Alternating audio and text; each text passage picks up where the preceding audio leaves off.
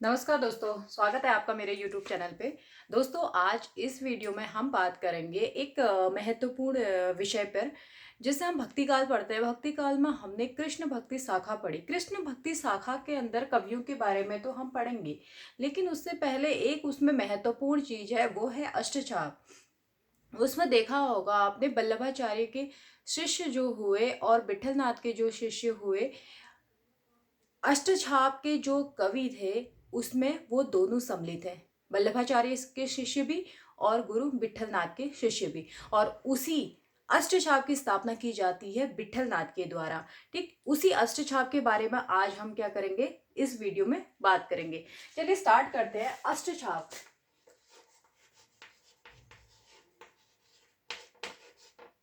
ठीक, अब अष्टछाप की बात कर रहे हैं तो अष्टछाप की स्थापना की बात करते हैं कि अष्टछाप की स्थापना कब हुई। 1565 ईस्वी में।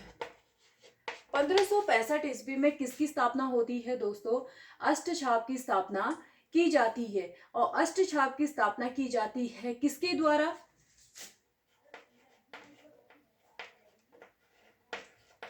विठल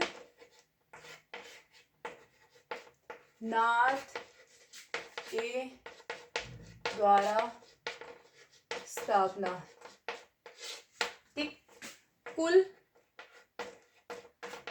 कवि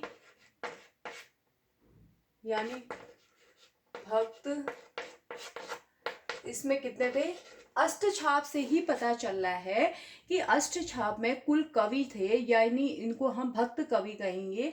तो उनकी संख्या कितनी थी दोस्तों? 8 थी। और अष्टछाप की स्थापना 1565 ईस्वी में होती है।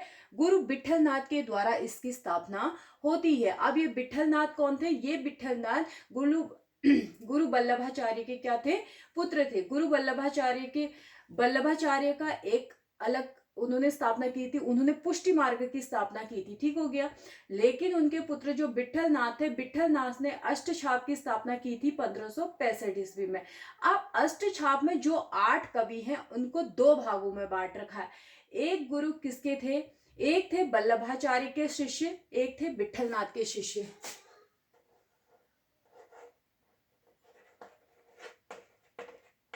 गुरु वल्लभाचार्य शिष्य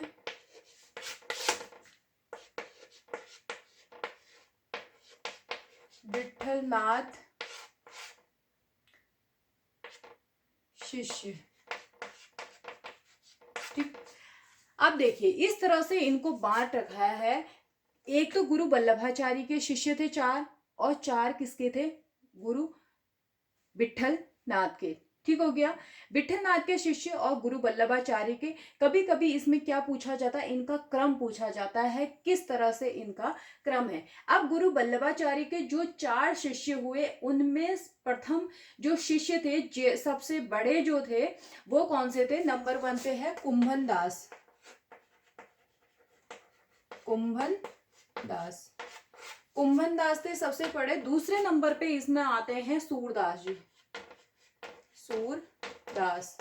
और तीसरे नंबर पे आते हैं परमानंद।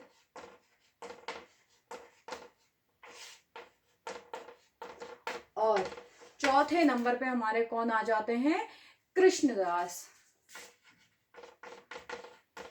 कृष्णदास। ये इनका क्रम है। ठीक हो गया। सबसे बड़े जो गुरु वल्लभाचार्य के शिष्यों में अष्टछाप के जो शिष्य थे, उसमें जो वल्लभाचार्य के शिष्य थे उनका क्रम इस तरह से है। सबसे बड़े कुंभन दास थे, फिर सूरदास जी आते हैं, फिर परमानंद जी आते हैं, और फिर उसके बाद कृष्णदास जी आते हैं। उसी तरह से हम गुरु विठलनाथ के शिष्यों को देखेंगे। गुरु विठलनाथ के शिष्यों में गोविंद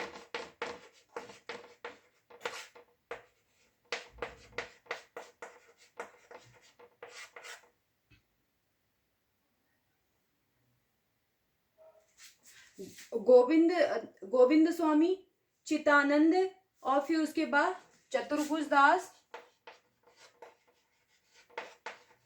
चतुर्भुज दास और फिर नंददास।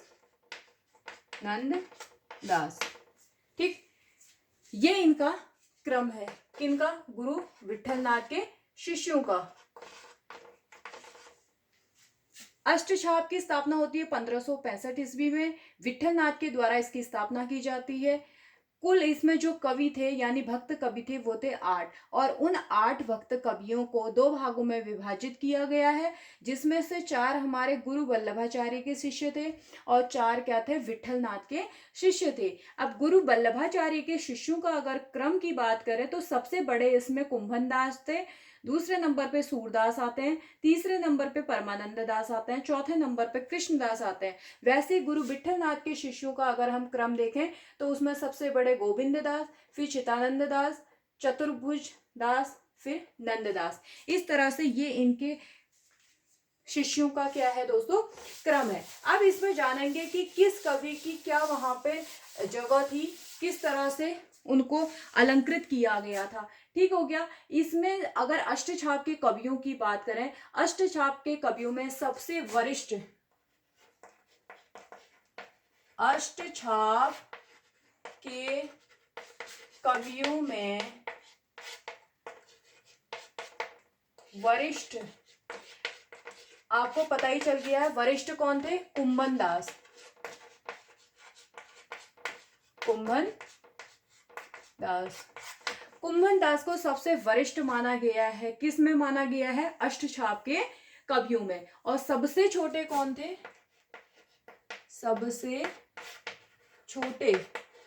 सबसे छोटे कवि की बात अगर करें तो वो थे हमारे नंददास, जो किसके शिष्य थे? विट्ठलनाथ के शिष्य थे। ठीक है। अब इसमें करते हैं कि सर्वश्रेष्ठ अष्टछाप के कवियों में सर्वश्रेष्ठ अष्टछाप के जो 8 कवि थे उनमें सर्वश्रेष्ठ कवि कौन थे? सूरदास। ठीक, सूरदास कृष्ण भक्त कवि। और अब इसमें बात करेंगे सर्वश्रेष्ठ संगीतज्ञ कौन थे? सर्वश्रेष्ठ संगीतज्ञ गोविंद दास, विट्ठलनाथ के शिष्य गोविंद दास। ये कौन थे? विट्ठलनाथ के शिष्य थे। ठीक हो गया। इसमें से 2 कौन है? वल्लभाचार्य के शिष्य हैं और 2 क्या है? विट्ठलनाथ के शिष्य हैं, जिसमें से सबसे छोटे नंददास जो विट्ठलनाथ के शिष्य थे, और सर्वश्रेष्ठ संगीतज्ञ अगर कहा जाए तो गोविंद दास को कहा जाता है। ठीक हो गया। अब इसमें और चीजें भी देखेंगे। काव्य सौष्ठव की दृष्टि से प्रथम स्थान किसका था? काव्य सौष्ठव की दृष्टि से प्रथम स्थान, काव्य सौष्ठव की दृष्टि से अगर प्रथम स्थान माने इन कवियों में प्रथम स्थान था दोस्तों, वो था हमारे सूरदास का। किसमें? काव्य सौष्ठव की दृष्टि से। अगर इसी में हम दूसरा स्थान देखें तो वो था नंददास का। ठीक, नंददास का। फिर पद रचना की दृष्टि से प्रथम स्थान देखें, पद रचना, पदों की जो रचना हुई थी, पद रचना की दृष्टि से प्रथम स्थान, पद रचना की दृष्टि से अगर हम प्रथम स्थान की बात करें तो परमानंद दास, परमानंद दास का प्रथम स्थान आता है। किसकी दृष्टि से? पद रचना की दृष्टि से। व्यवस्था संचालन में थे कृष्णदास, व्यवस्था संचालक कौन थे? कृष्णदास। ये थे दोस्तों अष्टछाप के प्रमुख कवियों की कुछ विशेषताएं और अष्टछाप के जो मुख्य कवि थे उनके बारे में। क्योंकि अष्टछाप के जो मुख्य कवि हैं और अष्टछाप की स्थापना किसके द्वारा की गई, ये प्रश्न काफी बार पूछा जाता है एग्जाम में, जो हमें क्रम पता नहीं होता है।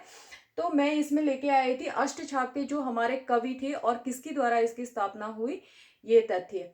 आशा करती हूँ कि अष्टछाप के बारे में जो मेरे द्वारा जानकारी दी गई आप लोगों को अच्छी लगी होगी। चलिए मिलते हैं अगली वीडियो में, तब तक के लिए धन्यवाद।